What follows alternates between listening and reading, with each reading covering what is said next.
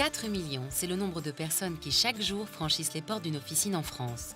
Accessible sur tout le territoire, le pharmacien est un maillon essentiel de la chaîne de santé et ses missions sont nombreuses. Le pharmacien a le rôle classique que vous connaissez tous, c'est-à-dire vous venez avec une ordonnance dans votre officine et le pharmacien va vous délivrer les médicaments, va vous expliciter la prescription du médecin. Pour le pharmacien, la délivrance d'un médicament à chaque patient qui rentre dans son officine relève du cas particulier.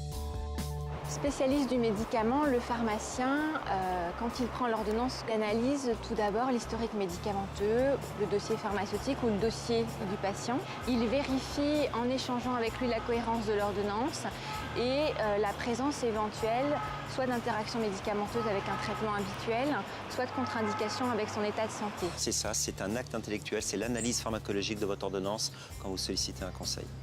Conseil et analyse sont donc les maîtres mots de cet acteur privilégié de la santé.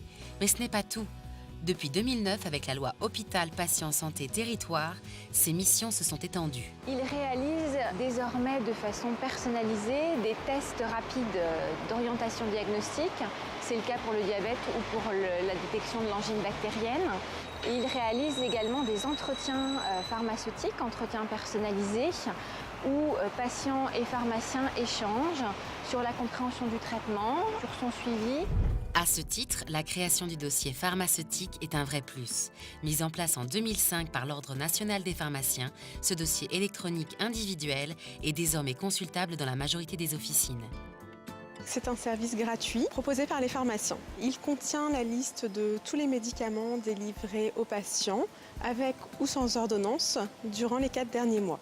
Ainsi, en consultant le dossier pharmaceutique, le pharmacien pourra repérer d'éventuels risques d'interaction ou de contre-indication entre les médicaments. Par exemple, Une personne qui prend du paracétamol pour des douleurs chroniques, alors qu'elle est en week-end, elle souffre d'un rhume. Grâce au dossier pharmaceutique, le pharmacien pourra lui conseiller un médicament sans paracétamol pour éviter tout risque de surdosage. pour l'ouvrir, rien de plus simple. La majorité des officines sont équipées du logiciel.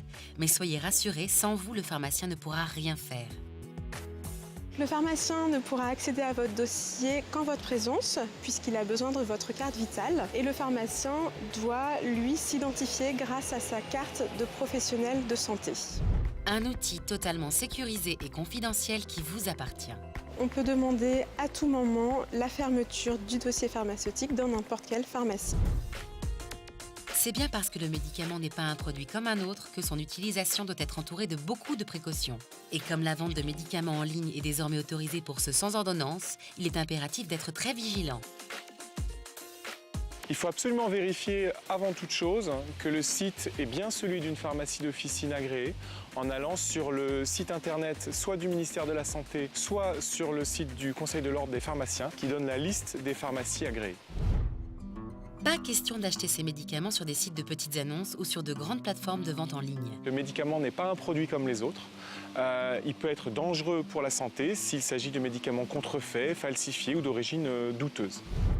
Une réalité malheureusement assez courante puisque d'après l'Organisation mondiale de la santé, un médicament sur 2 serait faux sur Internet. Mais quels sont les risques ? Le médicament falsifié, c'est un médicament dont le principe actif est soit absent, donc ce médicament ne vous soigne pas, soit est un autre principe actif qui peut être très dangereux pour la personne qui le prend.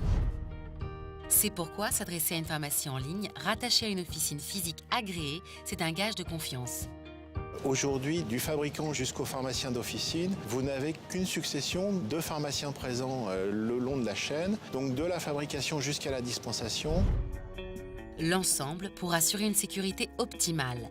C'est pourquoi, une fois chez vous, le médicament doit également être entouré d'attention. Pour ça, rien de mieux que de respecter quelques règles de bon usage. Il faut faire régulièrement le tri, éliminer tout ce qui est périmé, ouvert depuis trop longtemps ou qui n'a plus lieu d'être conservé dans une armoire à pharmacie à la maison. Ces précautions sont loin d'être vaines et doivent devenir un réflexe. Le médicament n'est pas un produit comme les autres, qui peut être dangereux, qu'il ne faut jamais le conseiller à une autre personne. En aucun cas, il faut le réutiliser sans avis d'un professionnel de santé. Pensez également à conserver emballage et notices afin d'avoir une référence de l'utilisation et connaissance de la date de péremption, date qu'il faut bien sûr respecter. Parce qu'en fait, au-delà de cette date, on n'a aucune garantie de la stabilité du produit. Ça veut dire qu'on ne sait pas si le médicament est toujours actif ou si du coup on va favoriser des effets secondaires ou des problèmes d'intolérance. Une fois trié, pas question de laisser votre armoire à pharmacie n'importe où. L'idéal, c'est effectivement de la mettre plutôt en hauteur, notamment hors de portée des enfants, en faisant un tri à l'intérieur des médicaments pour enfants et des médicaments pour adultes. Médicaments périmés ou non utilisés mis de côté, il ne vous reste plus qu'à les rapporter chez votre pharmacien qui se chargera de les remettre aux organismes de collecte appropriés.